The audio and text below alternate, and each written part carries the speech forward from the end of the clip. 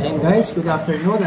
So, ngayong hapon, meron akong natanggap na order ko to galing sa Lazada.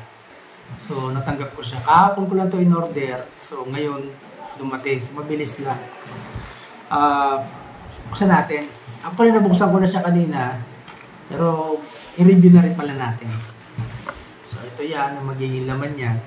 Ayan. Oh. Tapos, siguro, tanggalin ko yung tawag nito. Ito.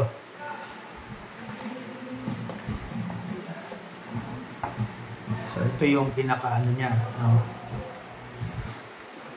Yan, meron siyang charging port yan. Yun. So, yan yung product. So, meron siyang dalawang microphone na dalawa. Tapos isang receiver, no?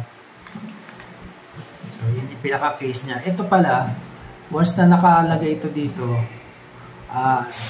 charging, yung pinaka parang power bank ng dalawang microphone.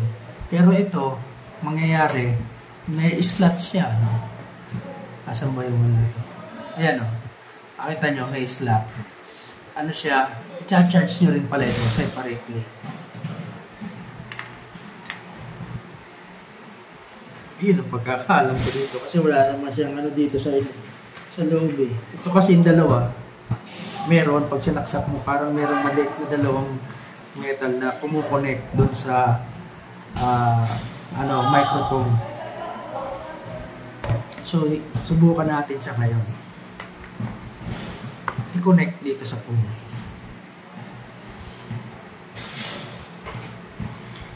So, ayan guys. Kukunin ko na siya. Actually, kanina, ginamit ko na siya, no? So, pagka, ito, ganitong klase ng telepono, pupunta kayo sa settings nyo, no? Lalo na sa mga Vivo or Oppo.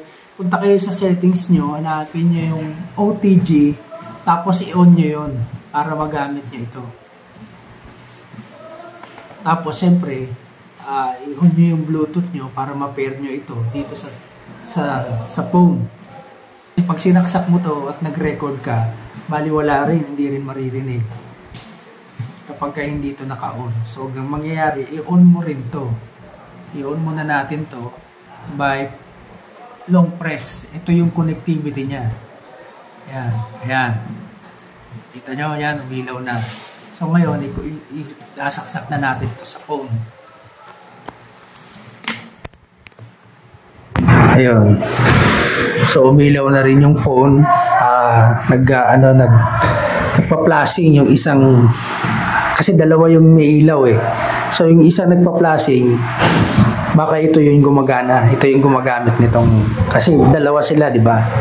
So, ito, pag inon ko rin to, pa-flashing din yung isa. Subukan din natin.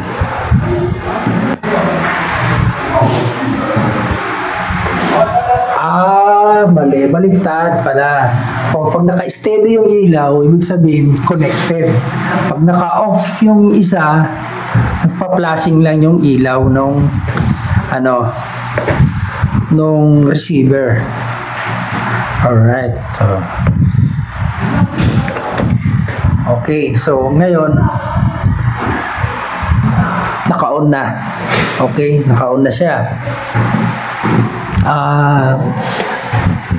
Ito pala guys, kita nyo may clip siya, no? Pwede siya magamit na clip dito. Ayan. Yun naman usually ang ginagamitan niya. I-clip nyo yan. Ayan, para magamit, no? Pero meron pa siyang isang gamit. Pakita ko sa inyo. So ito, slide nyo to. Ayan, no? Natatanggal yung clip nyo. Ito, magnet ito. Tsaka ito. So, yan, o. O, yan, o. Nakadikit. So, pwede nyo rin siyang gamitin na katulad nito. ilagay nyo yung isa sa likod, tapos idikit nyo dyan, no? So, hindi na kayo magkiklik. Naka-magnet siya. Malakas naman yung magnet niya, guys. So,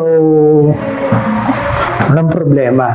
So, ngayon, hindi pa naka-on yung tinatawag natin na noise cancelling, no? Susubukan natin ngayon siyang i-on.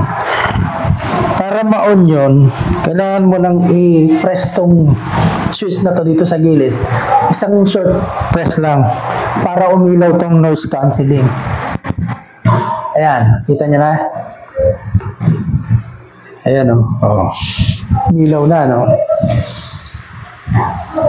So, siguro may napansin kayo na nagbago yung sound natin. Kasi kanina, may electric fan dito. Ayan, no? Kaon ng electric fan, no? Tapos, may naglalaro dyan sa likod. Ayan, may mga nagbabasketball dyan. So, ngayon, hindi ko alam kung dinig nyo pa. Kasi, ginamit na natin yung tinatawag na noise cancelling. So, yun yung pinakamagandang features ng ganitong wireless na microphone. Meron siyang nice noise cancelling, no? So, pwede din siyang malayo. Halimbawa, maglakad ka papunta ron, mapipick up pa rin niya. So, subukan din natin ngayon yan. Tingnan ko lang kung hanggang kalayo yung... Ito, diba? Oo, recording na yan. Tingnan. Okay na, nagre-record na. Ayan, tingnan ko. Lalakad na ako hanggang saan doon. Sasalita lang ako. Tingnan ko kung hanggang saan kalayo. Ito, medyo malayo. Okay. Yung signal ko na to. Siguro meron mga ano to. Mga 20 meters siguro to. 20 or 30 meters. Ayan, so malalaman natin ngayon kung nare-record siya. Kasi doon kanina, ayan, tingnan natin kung kuha niya kahit na malayo. Ayan, isama natin to sa review. Ayan. Alright. Okay, sige. Stop mo na. Yan yung ating nabili na TNW wireless microphone A30. So actually marami ng mga bago nito. Actually binili ko to para sa supposed to be pang Android na phone. Kaso dumating Type-C. So buti na lang meron din akong cellphone na Type-C. So yan ngayon itong ginagamit ko ngayon. Ayan.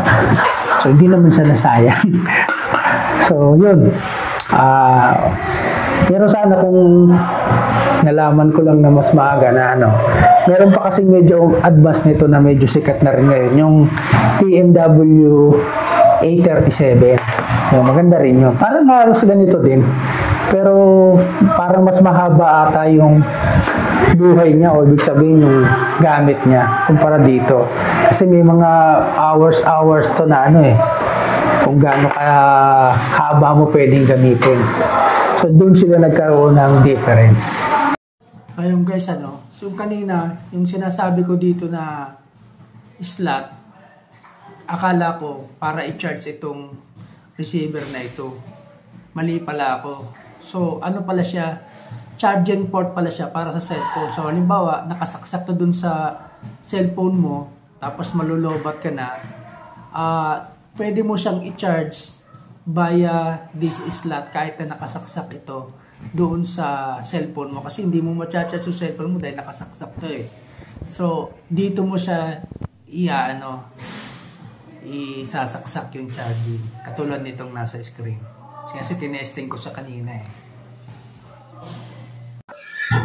So ayun guys, yung final review natin dito sa ating bagong wireless microphone. So okay naman siya lalo na kung sa mga ganitong let's say stand alone na nagbablog ka lang or minire-review ka ano. So maganda naman siya.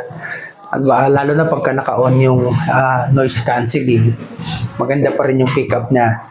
Tapos yun nga tinesting natin doon sa medyo yung lumalayo na habang naglalakad. So may mga times na nawawala or nagagarble yung signal niya.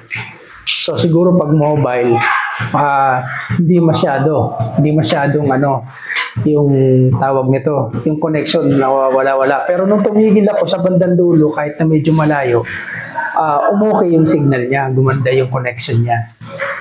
So, yun yung ating review tungkol sa tawag nito, sa microphone na ito. So, ang hindi ko pa dito na i-experience dahil bago pa lang, siyempre, kung gaano kahaba. Dahil kailangan magamit pa natin dyan sa mahaba ang vlog. So, yun lang guys. Maraming salamat. Sinishare ko lang. Actually, marami na magagandang wireless microphone ngayon. So, ito medyo mura-mura lang siguro. Actually, may mas mga mura pa nito eh. Pero ito kasi pangalan na brand na TNW. Magandang klase ito. Ayan. Alright.